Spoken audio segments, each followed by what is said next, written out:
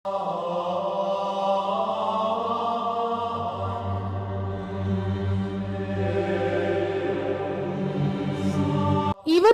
ಅಯೋಧ್ಯೆಯಲ್ಲಿ ಪ್ರಾಣ ಪ್ರತಿಷ್ಠಾಪನೆಯಾಗಿ ಒಂದು ವಾರವೇ ಕಳೆದಿದೆ. ಒಂದು ವಾರದ ಹಿಂದೆಯೇ ಬಾಲರಾಮನ ಮುಖಕ್ಕೂ ಇವತ್ತಿನ ಬಾಲರಾಮನ ಮುಖದಲ್ಲಿ ಭಾರೀ ಬದಲಾವಣೆಯಾಗಿದೆ ಮತ್ತು ರಾಮನ ಕಣ್ಣುಗಳು ಬದಲಾವಣೆಯಾಗ್ತಿರೋ ಬಗ್ಗೆ ಅರುಣ್ ಯೋಗಿರಾಜ್ ರವರು ಅಚ್ಚರಿಯ ಸಂಗತಿಯನ್ನು ಹೇಳಿದ್ದಾರೆ. ಅಸಲಿಗೆ ಶ್ರೀರಾಮನ ಮುಖ ಇಷ್ಟೊಂದು ಬದಲಾಗ್ತಿರೋದು ಹೇಗೆ ಅನ್ನೋದನ್ನ ಈ ವಿಡಿಯೋದಲ್ಲಿ ತೋರಿಸ್ತೀವಿ. ಇನ್ನು ಈ ಮಾಹಿತಿಯನ್ನು ನಿಮ್ಮ ಮುಂದೆ ತರಲು ಒಂದು ಪ್ರಯತ್ನವನ್ನ ಮಾಡಿದ್ದೀನಿ. ನನ್ನ ಈ ಶ್ರಮಕ್ಕೆ ನಿಮ್ಮಿಂದ ಬಯಸೋದು ಅಂದ್ರೆ ಒಂದೇ ಒಂದು ಮೆಚ್ಚುಗೆ, ಅಂದ್ರೆ ಲೈಕ್ ಮಾಡುವ ಮೂಲಕ. ಲೈಕ್ ಮಾಡಿದ್ರಲ್ವಾ? ಹಾಗೆ ನೀವು ಕೂಡ ರಾಮನ ಭಕ್ತರಾಗಿದ್ರೆ ಜೈ ಶ್ರೀರಾಮ್ ಅಂತ ಈ ಕೂಡಲೇ ಕಮೆಂಟ್ ಮಾಡಿ ತಿಳಿಸಿ. ಮೊದಲಿಗೆ ಅರುಣ್ ಯೋಗಿರಾಜ್ ರವರು ಕಲ್ಲನ್ನು ನೀಡಿದಾಗ ರಾಮನ ವಿಗ್ರಹವನ್ನು ತುಂಬಾ ಕಷ್ಟಪಟ್ಟು ಕೆತ್ತಿದ್ದರು. ಆದರೆ ಬಾಲರಾಮನ ಕಣ್ಣುಗಳನ್ನು ಕಡೆವರೆಗೂ ಕೂಡ ಮುಟ್ಟಿರಲಿಲ್ಲ. ಏಕೆಂದ್ರೆ ಕಣ್ಣುಗಳು ಬಹಳ ಶ್ರೇಷ್ಠವಾದ ಒಂದು ಭಾಗ. ಅದಕ್ಕಾಗಿ ತುಂಬಾ ತಾಳ್ಮೆಯಿಂದ ನಾಜೂಕಿನಿಂದ ಅದನ್ನು ಕೆತ್ತಬೇಕು. ಅಷ್ಟೇ ಅಲ್ಲದೆ ಅದಕ್ಕೆ ಮುಹೂರ್ತ ಕೂಡ ಫಿಕ್ಸ್ ಮಾಡಲಾಗುತ್ತೆ. ಅದಕ್ಕೆ ಆದಂತ ಪದ್ಧತಿಗಳು ಕೂಡ ಇವೆ.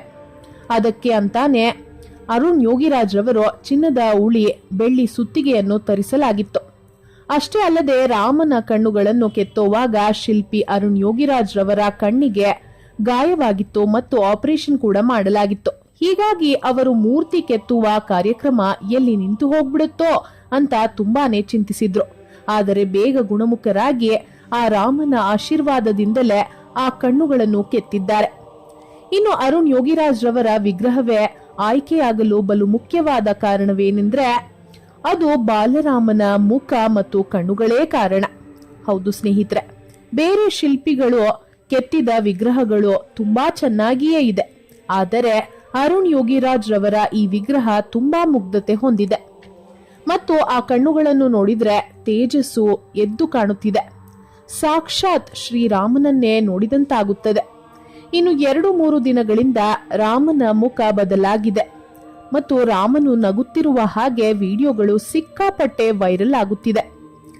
ಇದನ್ನು ಖುದ್ದು ಅರುಣ್ ಯೋಗಿರಾಜ್ ರವರೇ ಒಪ್ಪಿಕೊಂಡಿದ್ದಾರೆ. ಮತ್ತು ಈ ವಿಗ್ರಹವು ನಾನು ಮಾಡಿದಂತೆ ಕಾಣುತ್ತಿಲ್ಲ. ಪೂಜೆ ಮತ್ತು ಪ್ರತಿಷ್ಠಾಪನೆಯಾದ ನಂತರ ವಿಗ್ರಹಕ್ಕೆ ಜೀವ ಬಂದಂತೆ ಕಾಣ್ತಾ ಇದೆ. ಅಷ್ಟೇ ಅಲ್ಲದೆ ಮುಖದಲ್ಲಿ ಹೆಚ್ಚಿನ ನಗು ಕೂಡ ಕಾಣ್ತಾ ಇದೆ ಮತ್ತು ಕಣ್ಣುಗಳು ಮನುಷ್ಯರ ಕಣ್ಣುಗಳಂತೆ ಕಾಣುತ್ತಿವೆ. ಇದು ಶ್ರೀರಾಮನೇ ಪವಾಡ ಸೃಷ್ಟಿಸುತ್ತಿದ್ದಾನೆ ಎಂದು ಅರುಣ್ ಯೋಗಿರಾಜ್ ಅವರೇ ಹೇಳಿದ್ದಾರೆ. ಇನ್ನು ಮುಖವನ್ನು ಕೆಲವು ಕ್ಷಣ ಹಾಗೇ ನೋಡ್ತಾ ಕುಳಿತರೆ ರಾಮನು ಮುಗುಳ್ನಗುತ್ತಿದ್ದಂತೆ ಕಾಣುತ್ತಾನೆ. ಇದೇ ಕಾರಣಕ್ಕೆ ಶ್ರೀರಾಮನು ಪವಾಡಗಳನ್ನು ಸೃಷ್ಟಿ ಮಾಡ್ತಿದ್ದಾನೆ ಎಂದು ಭಕ್ತರು ಹೇಳ್ತಿದ್ದಾರೆ. ಇದರ ಜೊತೆಗೆ ರಾಮನ ಕಿರೀಟ, ಆಭರಣಗಳು, ವಸ್ತ್ರ ರಾಮನನ್ನು ಕಂಗೊಳಿಸುವಂತೆ ಮಾಡಿದೆ. ತಿರುಪತಿ ತಿಮ್ಮಪ್ಪನನ್ನು ಹೇಗೆ ಜೀವಂತ ವಿಗ್ರಹ ಅನ್ನುತ್ತಾರೋ ಈಗ ಬಾಲರಾಮನ ವಿಗ್ರಹ ಕೂಡ ಜೀವಂತ ವಿಗ್ರಹ ಎನ್ನುತ್ತಿದ್ದಾರೆ ಭಕ್ತಾದಿಗಳು.